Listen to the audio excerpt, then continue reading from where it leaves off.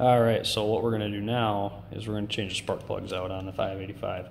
Now I've never had these off, so I don't know what kind of condition they're going to be in, if they're gapped properly, if they're original, etc., etc. So take your 13/16 spark plug socket. Let's do this.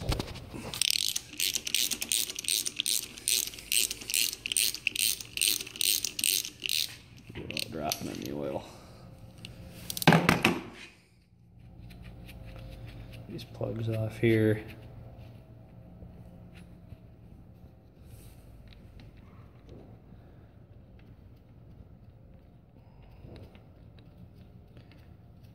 A lot of threads on these things.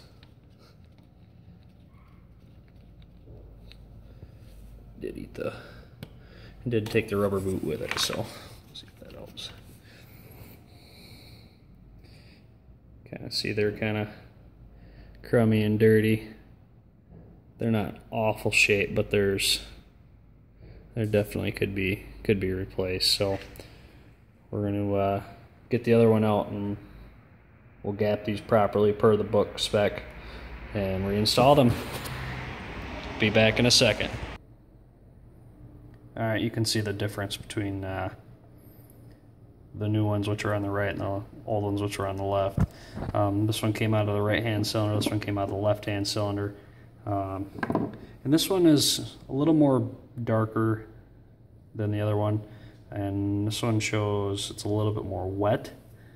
So I'm not 100% sure if that means it's running a little rich or a little lean, excuse me. So I'm gonna have to do some digging on that a little bit further and find out. Because this thing does like to spit and sputter a little bit when you first start it up at idle, and it runs a little bit better on probably about a quarter throttle, so it kind of smooths out. So that could be why. It may be just the spark plugs are shot.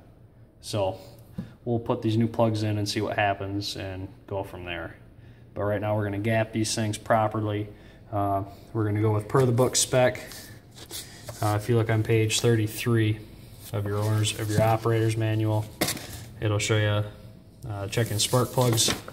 You can go through all that reading on there, and on page 34 on the upper left you'll see check spark plug gap with a feeler with a wire gauge, and it says the gap must be 0.75 millimeters or 0.030 inches.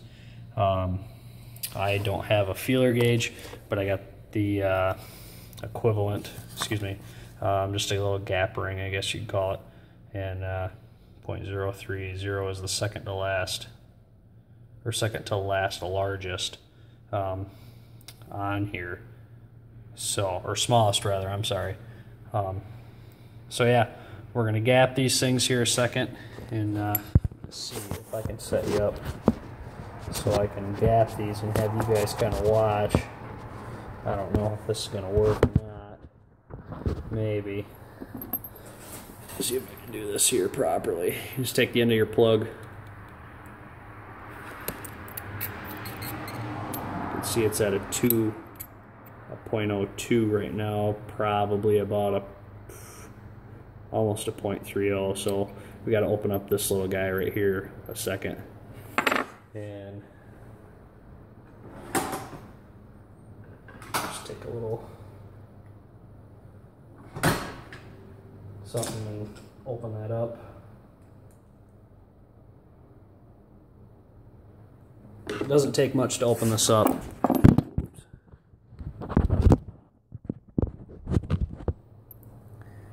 And we'll see what we got here again. See where we're way bigger than a 0.03 or a 0.30 or 030 rather, I'm sorry. Gotta go smaller yet, so I'll be back when I get these gauged properly. Alright, so I got the plugs gapped to 0.030, and I checked the gap on these and they're about a 0.037, 0.038, roughly right in that neighborhood. So whether or not that much makes a huge difference or not, it probably doesn't, but you know, we're gonna gap it per the book spec and then reinstall them. And it says to install these at 18 foot-pounds. I don't have a torque wrench, and so I'm just gonna go with tight is tight and too tight is broke. So that's kind of the way that I've always done things. I've always wanted a torque wrench, but I've just never bought one.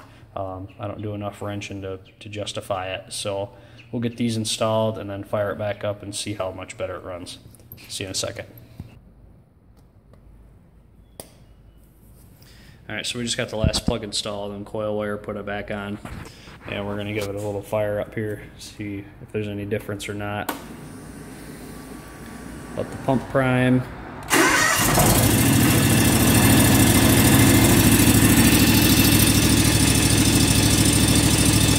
Seems to be running a little smoother already.